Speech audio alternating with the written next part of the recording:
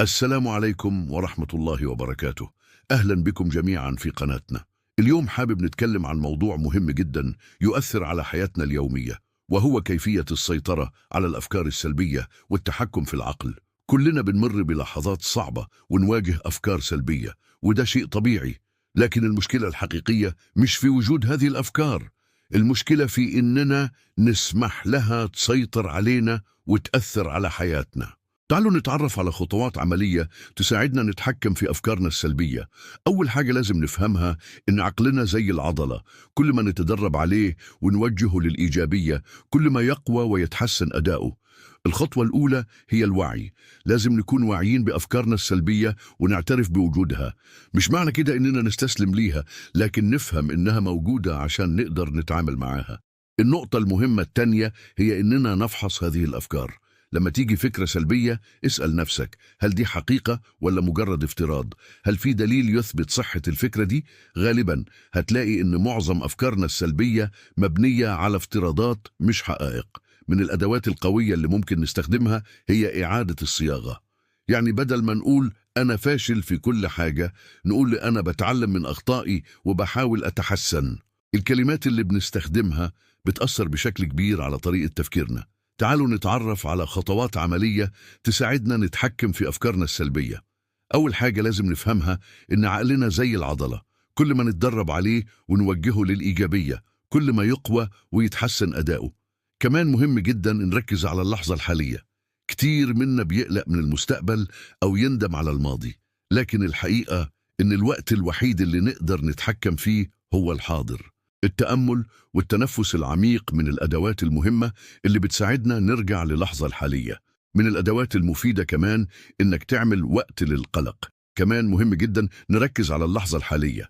كتير مننا بيقلق من المستقبل أو يندم على الماضي، لكن الحقيقة إن الوقت الوحيد اللي نقدر نتحكم فيه هو الحاضر.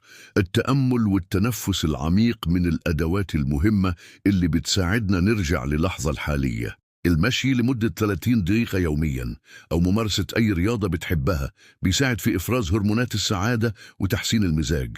الخطوة الأولى هي الوعي. لازم نكون واعيين بأفكارنا السلبية ونعترف بوجودها. مش معنى كده إننا نستسلم ليها، لكن نفهم إنها موجودة عشان نقدر نتعامل معاها. النقطة المهمة التانية هي إننا نفحص هذه الأفكار.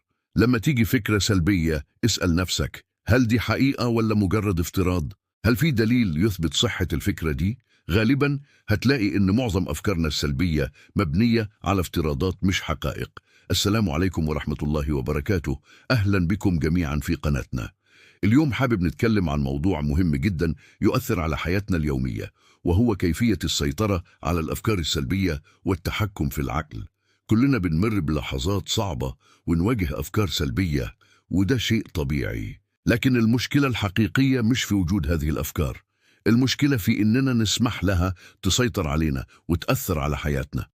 من الأشياء المهمة كمان إننا نحيط نفسنا بالناس الإيجابيين. الطاقة بتنتقل، والشخص الإيجابي بيساعدنا نشوف الأمور من منظور مختلف وأفضل. مهم جدا نفهم إن طلب المساعدة مش عيب.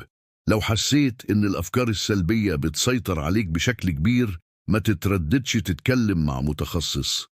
العلاج النفسي مش عيب، ده دليل على الوعي والحكمة. حاول تخلي لنفسك روتين يومي إيجابي. ابدأ يومك بالامتنان. اكتب 3 حاجات إيجابية حصلت معاك أو 3 حاجات بتشكر ربنا عليها. ده بيساعد عقلك يركز على الإيجابيات. لازم نفهم إن التغيير مش هيحصل في يوم وليلة. التحكم في الأفكار السلبية عملية بتحتاج وقت وصبر وممارسة مستمرة. المهم إننا نبدأ ونستمر. من الأشياء المهمة كمان إننا نحيط نفسنا بالناس الإيجابيين. الطاقة بتنتقل، والشخص الإيجابي بيساعدنا نشوف الأمور من منظور مختلف وأفضل. لازم نفهم إن التغيير مش هيحصل في يوم وليلة. التحكم في الأفكار السلبية عملية بتحتاج وقت وصبر وممارسة مستمرة. المهم إننا نبدأ ونستمر. حاول تخلي لنفسك روتين يومي إيجابي. ابدأ يومك بالامتنان. اكتب 3 حاجات إيجابية حصلت معاك أو 3 حاجات بتشكر ربنا عليها. ده بيساعد عقلك يركز على الإيجابيات. يعني تحدد 15 دقيقة في اليوم تفكر فيها في مخاوفك وقلقك، وبعد كده تغفل الموضوع ده وتركز في حياتك. النشاط البدني له دور كبير في تحسين الحالة النفسية. مهم جدا نفهم إن طلب المساعدة مش عيب. لو حسيت إن الأفكار السلبية بتسيطر عليك بشكل كبير، ما تترددش تتكلم مع متخصص. العلاج النفسي مش عيب، ده دليل على الوعي والحكمة. إحنا كبشر عندنا قدرة مذهلة على التكيف والتغيير. عقولنا مرنة وقابلة للتشكيل، وكل يوم هو فرصة جديدة نغير فيها طريقة تفكيرنا للأفضل. في النهاية، أهم حاجة تفتكرها إن التحكم في الأفكار السلبية مش معناه إننا نمنعها تماما، لكن نتعلم ونتعايش معاها ونوجهها بشكل إيجابي. شكرا جدا إنكم تابعتوا معايا للآخر. لو استفدتوا من الفيديو ما تنسوش تعملوا لايك واشتراك في القناة، وشاركوا الفيديو مع اللي ممكن يستفيد منه. خلونا نساعد بعض ونكون سبب في نشر الوعي والإيجابية. ونلتقي في الفيديو الجاي بإذن الله. دمتم بخير وسلام.